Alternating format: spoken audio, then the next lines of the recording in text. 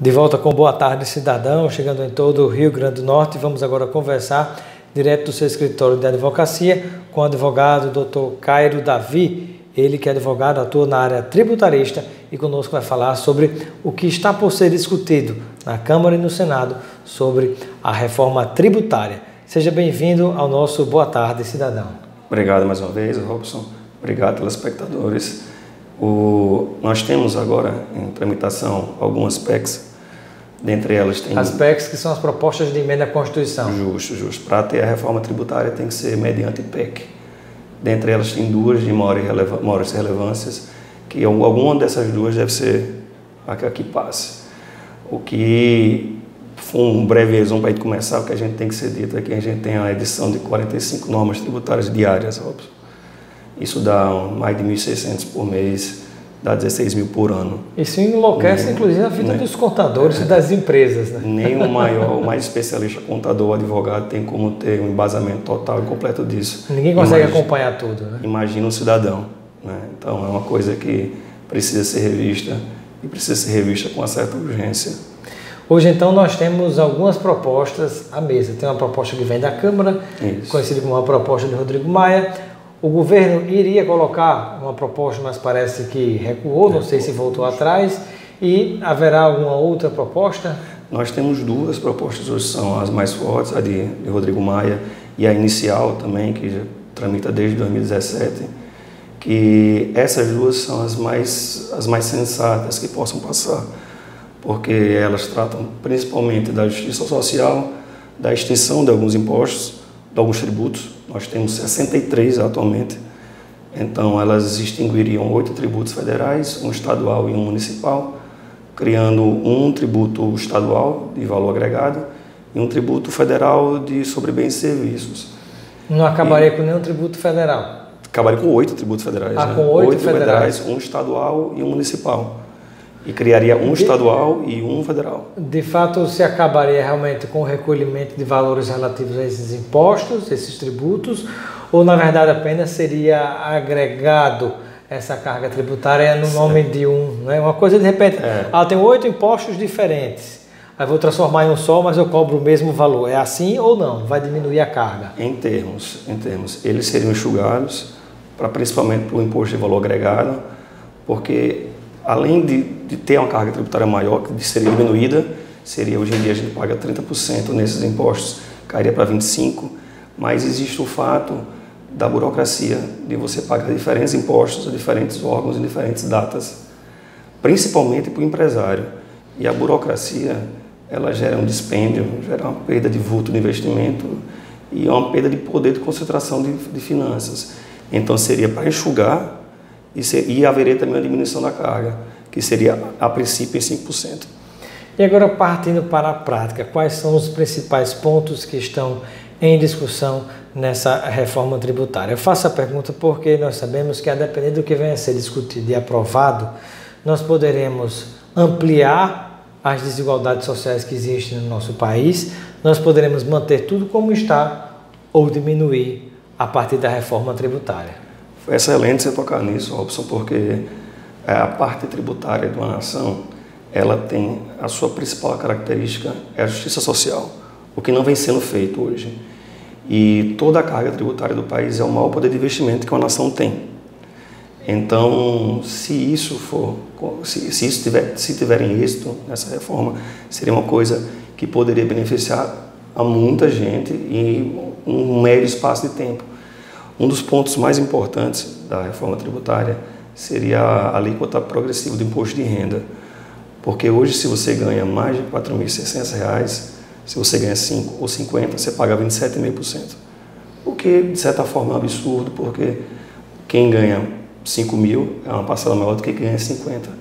Então, você pagar o mesmo dos outros é uma coisa que não vai de contra a justiça social que a gente falou. E há um fato no Brasil que é o seguinte: se nós dermos as mãos e segurarmos a mão também de um mendigo e do maior empresário desse estado e formos todos ao supermercado para comprar 1 quilo de feijão, teoricamente todos nós estaremos pagando pelo mesmo preço daquele quilo de feijão no supermercado. Mas na prática, quem mais está pagando por aquele quilo de feijão é o pobre. Ainda é o pobre.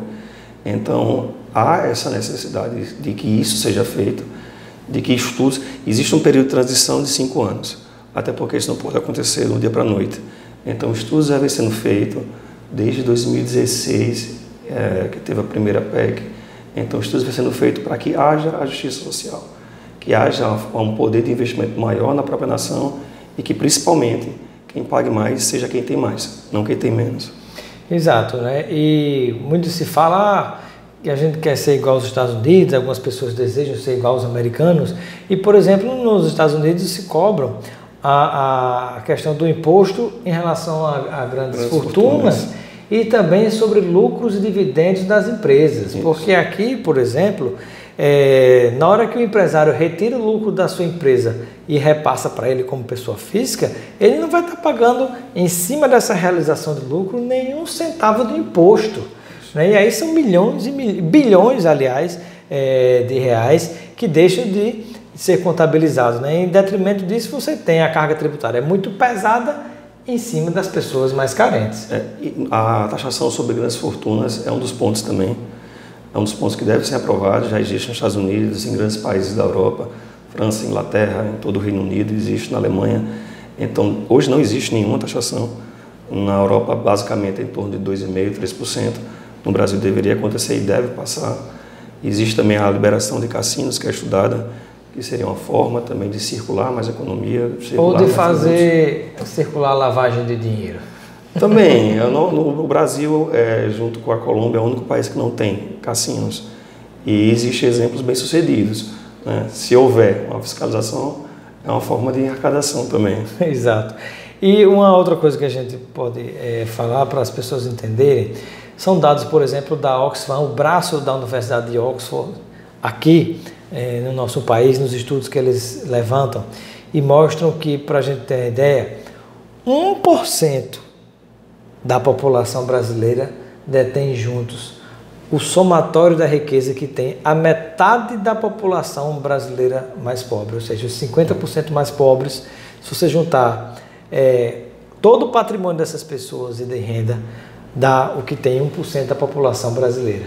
Justamente, 23% da população brasileira, Robson, que é a população mais pobre, a que ganha menos ainda, e no salário mínimo, ou menos que isso, paga 72% de impostos. Então, assim, isso é algo que é incabível hoje em dia. Se não houver essa reforma, o país não avança. Se não houver algo que deixe isso de forma mais coerente, não avança. E uma coisa importante também, não sei qual a sua visão em relação a esse tópico da reforma tributária, é que se deixe de taxar ou se diminua a taxação no consumo, na circulação de mercadorias, produtos, nos serviços, e na sua produção, mas aí sim você realmente, como eu falei anteriormente, você taxa os lucros e dividendos das empresas. Porque senão a gente vai continuar com a pirâmide invertida. Quem ganha mais, quem tem mais dinheiro circulando nas suas mãos, paga muito menos imposto do que quem tem menos. Eu concordo com você, Rob, sobre a taxação, sobre a circulação de mercadorias, sobre o consumo. É algo, como você falou, o mendigo paga a mesma coisa do empresário, do político, do advogado, e assim você não incentiva o consumo e você taxa quem menos pode ser pago, quem menos pode pagar.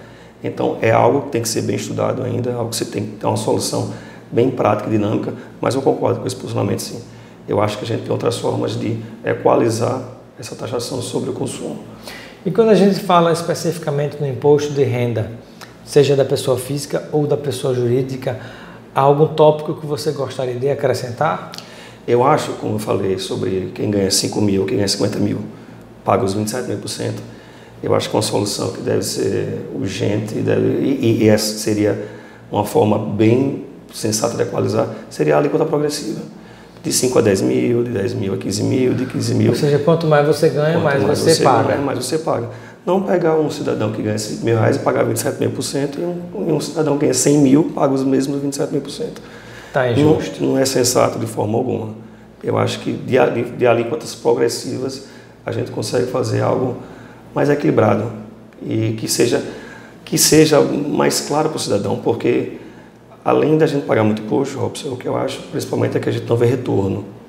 Exato. Porque muito se fala que no Brasil se paga, por exemplo, a maior carga tributária do mundo, que na verdade é uma mentira. Essa informação não condiz com a realidade quando se compara com outros países. Agora, a gente não tem a percepção de que paga um imposto justo porque a gente não recebe de volta o que a gente deveria receber, né? Boa parte das pessoas acaba pagando de novo saúde, educação, segurança, ou seja, que deveria ser assegurado pelo governo. A gente tem a maior carga tributária do mundo, isso é ficto.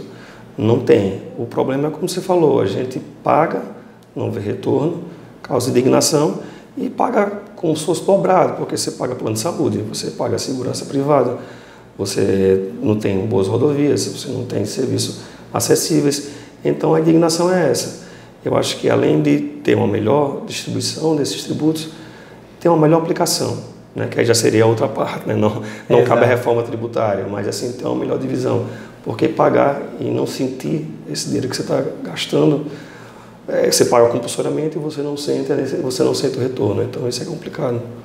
Estamos conversando no Boa Tarde Cidadão de hoje com o advogado Caio Davi sobre os temas que deverão ser discutidos na Câmara e no Senado em relação à reforma tributária.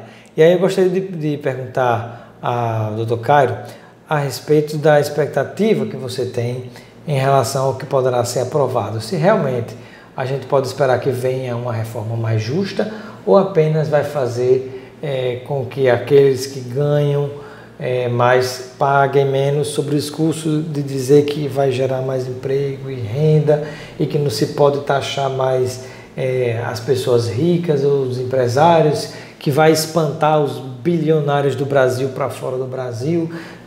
Qual é a sua expectativa em relação a isso? Eu tenho confiança, Robson, de que seja uma reforma sensata, que pontos importantes como taxação de grandes fortunas, como a alíquota progressiva de imposto de renda, como extinção de impostos, eles vão ser aprovados sim. Eu tenho confiança e a esperança de que passe, porque se a gente fizer uma reforma que não seja satisfatória, tendo tempo aí a transição, tem que ter emendas à reforma, só vai piorar. Então eu tenho confiança e a sensação de que sim, a previsão é que seja votada ainda no primeiro semestre, né? Vamos aguardar para ver o que acontece. Se depois do carnaval essa turma volta mais animada. Mas uma última pergunta gostaria de lhe fazer é o seguinte: há algo específico em termos de diferença do que pode vir a ser discutido ou aprovado ou não na reforma tributária, quando a gente pensa no profissional liberal ou mesmo no servidor público, ou tudo vai ficar no mesmo patamar quando a gente fala em termos de imposto de renda, por exemplo? Tudo fica no mesmo patamar, Robson, porque a não ser para o fenômeno da pejotização, né, a não ser para as pessoas jurídicas, mas para a pessoa física, servidor público ou não, fica no mesmo patamar, porque a alíquota é progressiva para cada um. A diferença é que o servidor público ele paga direto na fonte, né? Então você recebe o salário, você já tem o seu imposto de renda descontado. E quem não é servidor público não. Não é servidor público, você declara o imposto de renda, faz sozinho ou com o contador, então você paga por si próprio. No serviço público não, já é descontado. E para finalizar, onde começa o trabalho do advogado e que depois dele termina e começa o trabalho do contador? Onde vocês se comunicam, onde fica, digamos, a parte de cada um no assessoramento às pessoas, no assessoramento às empresas, dentro desse tema da reforma tributária?